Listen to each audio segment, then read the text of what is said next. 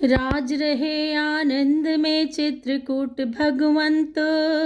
अब वह सुनिए जिस तरह आया अवध सुमंत। आनंद कंद जब रथ पर थे तब तो आनंद धाम था रथ। छब निधि का होते ही वियोग रह गया न किसी काम का रथ। जो रथ घर था परमारथ का वह आज सरासर स्वार्थ है। रथ है या बिना मनोरथ का यह ऊजड़ गांव अकारथ है। मंत्री ने जब घोड़े जोड़े तोड़े देते हैं रथ को वे। कोड़े खाकर भी नहीं बढ़े छोड़े देते हैं रथ को वे। कटखने हुए हिन हिना रहे अड़ गए दुलत्ती मारे उठे। थपकियां सारथी ने जब दी तो बुरी तरह हुंकार उठे। खाई खंदक का ध्यान छोड़ मनमानी गति पर चलते थे। मतवाले हिरनों के समान चौकड़ी छलांगे भरते थे। लेता है कोई राम नाम तो वहीं ठिठक जाते घोड़े। पीछे को मुड़कर बार बार झट झिझक अटक जाते घोड़े। उन घोड़ों की उन पशुओं की जब ऐसी बुरी अवस्था थी तो उस बूढ़े की मंत्री की किस तरह बताए दशा क्या थी। मानो मंत्री है मृतक तुल्य रथ आरती सा दिखलाता है। घोड़ों के कंधों पर मुर्दा कौशल मशान को जाता है। पूछेंगे जब राम को दिन में लोग अशांत तब किस किस से कहूँगा मैं वियोग वृत्तांत। यही सोच कर रात में पहुँचा अवध सुमंत। रथ को द्वारे छोड़कर महलों गया तुरंत। देखा अब भी वह बूढ़ा नृपसैया पर पड़ा कराह रहा। सूखा तो बहुत धैर्य द्वारा फिर भी दुख सिंधु अताह रहा। यह कर्म भोग था या अपने प्यारे बेटे की ममता थी या बूढ़े क्षत्रिय राजा के प्रण की अति कठिन परीक्षा थी। सब अंग शिथिल थे उथल पुथल रंग रग में सूल गड़ रहा था। मूर्धनी छा रही थी मुख पर ठंडा सब बदन पड़ रहा था। जीवन खिंचकर नयनों में था थे नयन द्वार पर लगे हुए। मंत्री सुमंत आता होगा इस इंतजार पर लगे हुए। आकर जभी सुमंत ने सादर किया प्रणाम। रोगी सैया से उठा कहा कहाँ है राम। मानो कड़कड़ भी वहाँ लेता था वह यह नाम। पूछ रहे थे महल भी कहो कहाँ है राम। बूढ़े सुमंत की दीन दशा आसक्ति कब बखान में है। मानो गड़ गया महामंत्री नखसिक तक हिम स्थान में है। फिर हुई वही ध्वनि राम कहाँ अंबर भी बोला राम कहाँ। मंत्री के पुतले उत्तर दे राम कहाँ अभिराम कहाँ। उस नामामृत की बूटी से मृत प्राय सजग तत्काल हुआ है। राम कहाँ इस औषध से वह गूंगा कुछ वाचाल हुआ। बोला रथ को मुझको विसार नौका पर राम सवार हुए। मैं रहा देखता पत्थर सावे तीनों गंगा पार हुए। बस इतना ही कह सका सचो हृदय को धाम। उसी समय फिर ध्वनि हुई गए बनों को राम। मंत्री के मुख से हाँ निकली दशरथ के मुख से हाँ निकली। इस हाँ उस हाँ के साथ साथ सब शरीर से ज्वाला निकली। जिस तरह सवेरे का दीपक बुझने के प्रथम भड़कता है उस मरण सेज पर उसी भांति रघुकुल का नृपत तड़पता है। मंत्री सत्य ही गए बनों को राम। रहा सहा भी आसरा जाता रहा तमाम। जब लखन गया रघुबीर गया सीता भी गई साथ ही में। तन गया प्राण भी चला गया आशा भी गई साथ में। छटपटा चुके हैं बहुतेरे, इस जगंजाल में फंसकर हम डूबे हैं सर से पांव तलक, संसार सिंधु में धंसकर हम। आते ही हम यह सीखे थे, यह मेरा है यह तेरा है, जाने से पहले दिख रहा बस चारों ओर अंधेरा है। सामान क्षेत्र के जितने हैं वे सभी क्षेत्र में रहते हैं, यात्री रीते हाथों आकर रीते हाथों ही चलते हैं। परिणाम जान की आंखों से देखे सब बुद्धिमंत, मेरा था कितना सुखद आदि मेरा है कितना सुखद अंत मेरा। इसी समय बीमार के भनक पड़ी यह कान, छेड़ रहा है द्वार पर कोई ऐसी तान। रागी का यह राग था यह बैराग्य पुनीत, अथवा रोगी के लिए था अंतिम संगीत। दीवट पर हिल रही थी जब दीपक की ज्योत, सैया पर बह रहा था तब विचार का स्रोत। सच है दुनिया मतलब की है, सच है दुनिया मतलब की है, इस मतलब वाली दुनिया में यही हालत हम सब की है। ऐसा अस्तित्व निरर्थक है, धिक है ऐसे नर जीवन का, पर जब अपना ही अधिकार नहीं अपने तन पर अपने मन पर। साहस हो तो इस बंधन से होकर स्वतंत्र बाहर आओ, जीना है अगर आत्मपद में तो माया से तर कर आओ। दुनिया जब तू छोड़ती नहीं दुरंगा न्याय, तो फिर हम भी क्यों नहीं सोचे रे अन्य उपाय। तू उलझन दे बीमारी दे दुर्बलता चिंता दे मन को, लाचार यहाँ हो जाएगी तज देंगे हम इस जीवन को। दासी तुम अपना काम करो रानी तुम अपना काम करो, हे रामचंद्र 14 वर्षों तुम बन ही में विश्राम करो। बदलो सदा की नाई तुम चौमासे में छाते रहना, सूरज तुम महलों की छत पर यूं ही आते जाते रहना। जुगनू की तरह दीप तू क्यों धोखा दे दे कर जलता है, तू जलता रह दशरथ केवल केवल दशरथ ही चलता है। सुरपुर में परमारथ चलता दुनिया में स्वार्थ चलता, बस्ती के बाहर रथ चलता महलों में दशरथ चलता है। संकल्पों तुम भी चलते हो इच्छाओं तुम भी चलती हो, प्राणों के साथ साथ हैं हे आशाओं तुम भी चलती हो। तुम रहो अभी 14 वर्षों तुमको तो साधन करना है, राजीव नयन का एक बार फिर अंतिम दर्शन करना है। यह कह कुछ मूर्छित हुए मिला तनिक विश्राम, व्याकुलता ने कंठ से फिर कहलाया राम। कौशल्या ने उस समय की वह भूमि पवित्र, ले आई वह कहीं से एक रात राम का चित्र। वह चित्र हाथ में आते ही बूढ़ा नृप गया चित्रवत हो, मानो 2-4 घड़ी को फिर भावुक जी गया भावरत हो। लेखनी ना लिख सकती है अब थे जो विचार रोगी मन में, कुछ देर बाद फिर राम कहा फिर मूर्छा सी व्यापी तन में। अब की जो आंखें खुली तो था सब सुनसान, या तो कुछ उन्माद था या था कोई ध्यान। कौशल्य कौशल्य देखो यह क्या है देखो वह क्या है, कुछ नहीं नहीं नहीं कोई भी नहीं बहम सा है बहम नहीं या बहम नहीं फिर नजरों में आती है, पहचान लिया यह वे ही हैं वे ही आत्मा दिखलाती है। मूदी खोली आंख फिर कुछ हुए अशांत, बोले कौशल्य प्रिय सुनो एक वृत्तांत।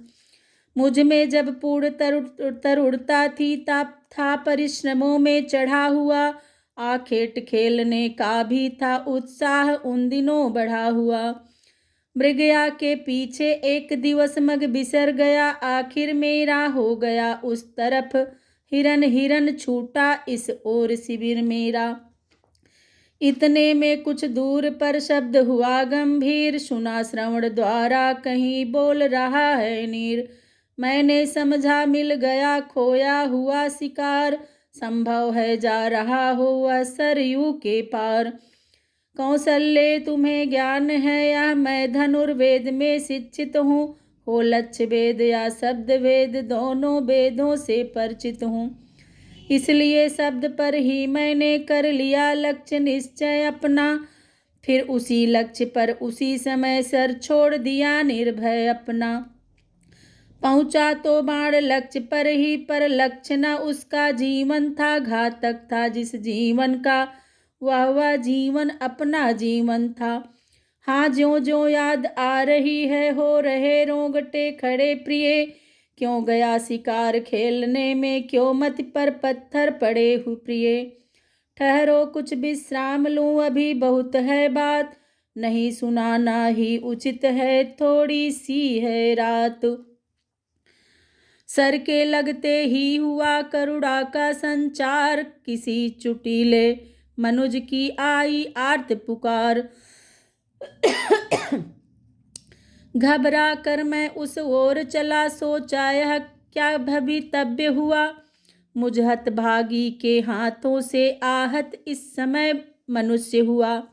ज्यों ज्यों मैं आगे बढ़ता था क्यों त्यों पुकार भी बढ़ती थी, नभमंडल के निर्मल पट पर श्यामल मेघवल चढ़ती थी।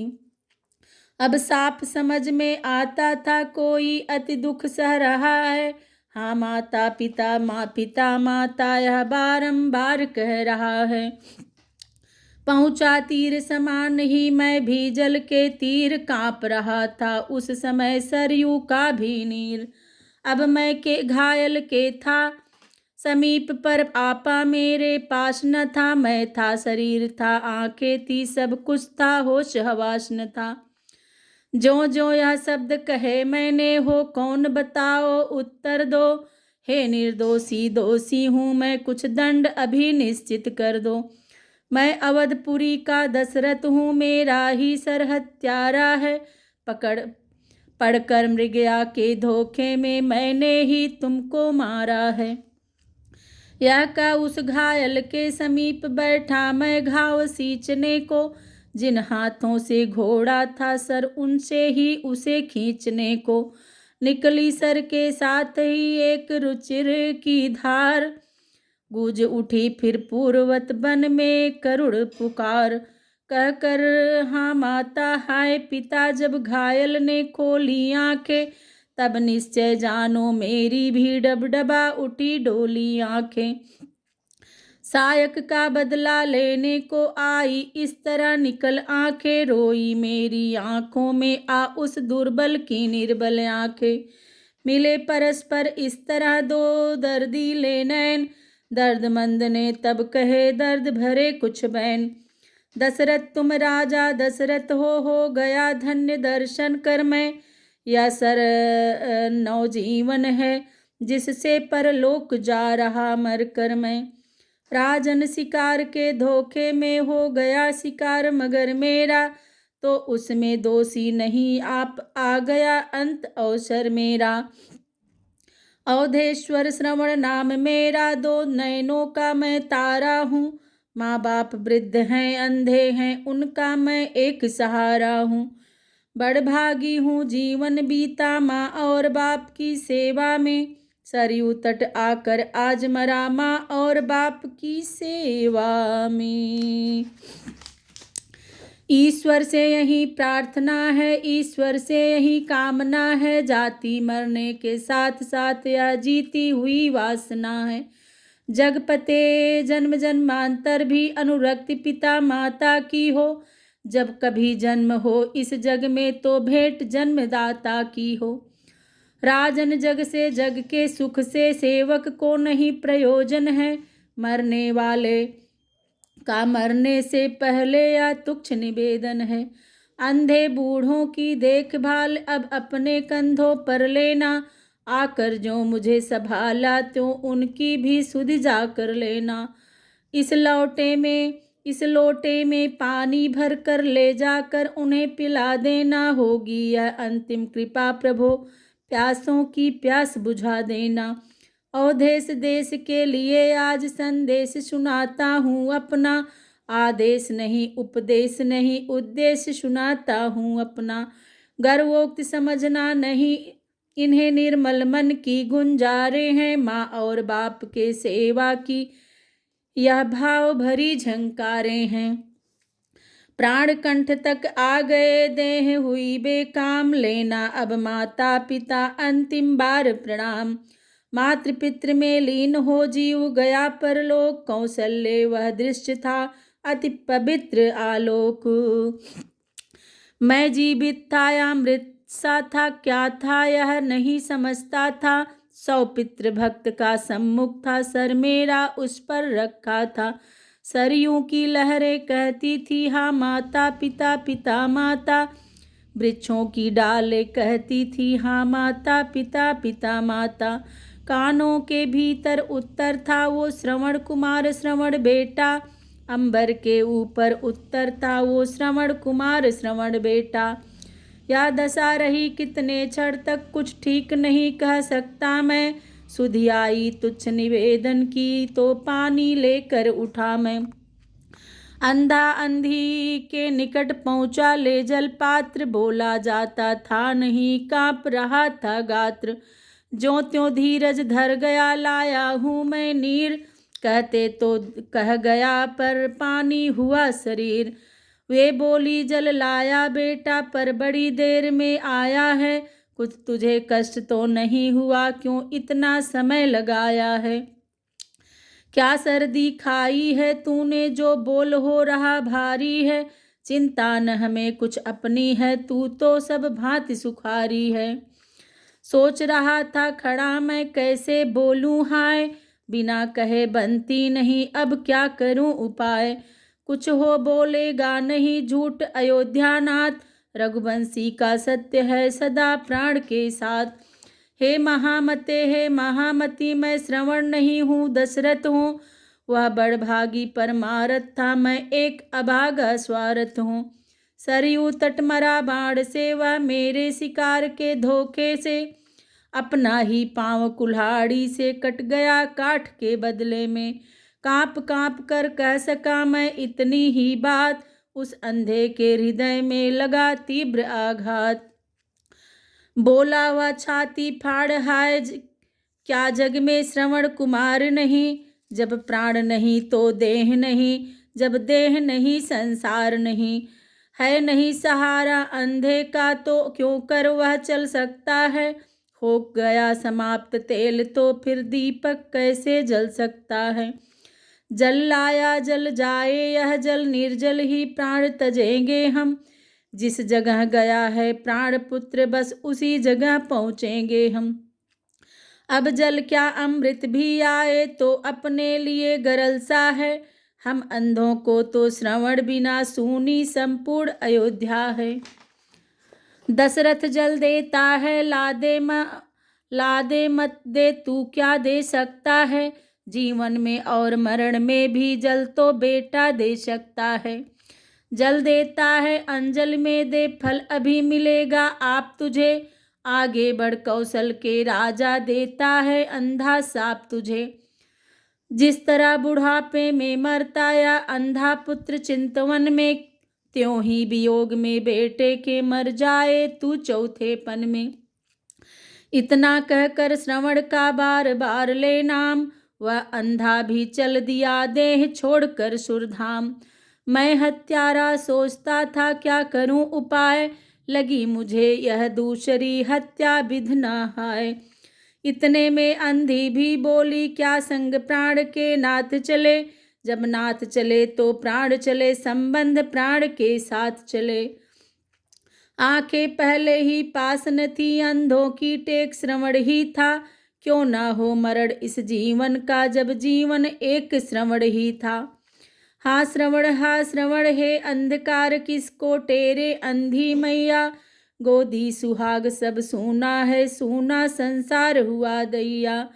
है ब्रह्मा जहाँ बस जीव, प्रकृति शोभायमान है सभी वहीं। वे गए जहाँ तू गया, जहाँ मैं भी आती हूँ अभी वहीं। कानों को खोल अयोध्यापत, सुन ले बिलाप अब अंधी का। अभिशाप सुन चुका अंधे का, कर ग्रहण साप अब अंधी का। जो हृदय फोड़ कर उठती है वह आगन ठंडी होती है। मुर्दे के पास खड़ी होकर यह राड निपुती कहती है, पति का सौ कर्म विहीन पड़ा हो नरपति यही हाल तेरा।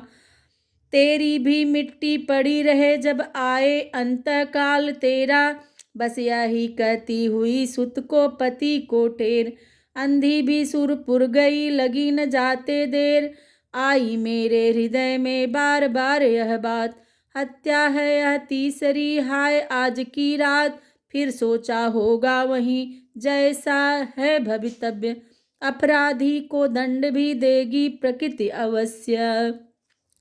चाहे अजान में हो पर मैं स्वीकार दोष यह करता हूँ।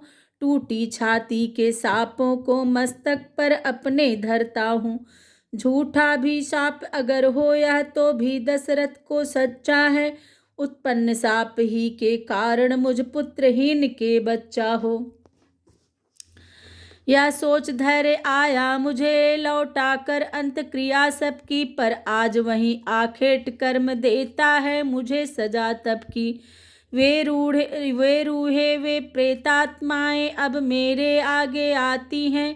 कौशल्य कौशल्य देखो मुझको भी पास बुलाती हैं।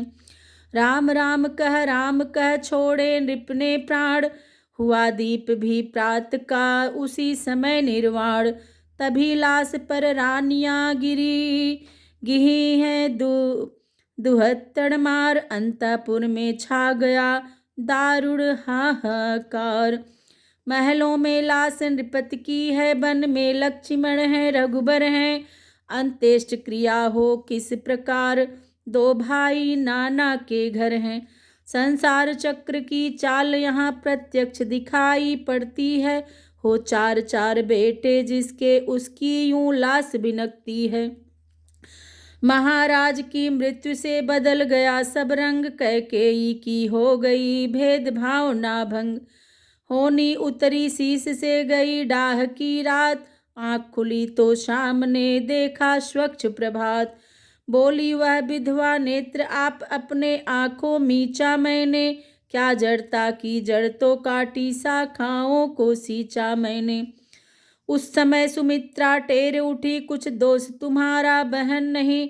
दुर्दिन ही अब तो सम्मुख हैं वर्षों तक अपना सुदिन नहीं। कौशल्या बोली क्या बताए चौथेपन में यह ताप हुआ।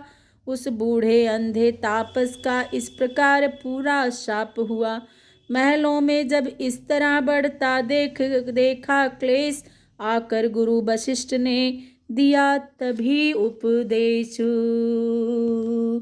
बोलिए श्री सियावर रामचंद्र की जय।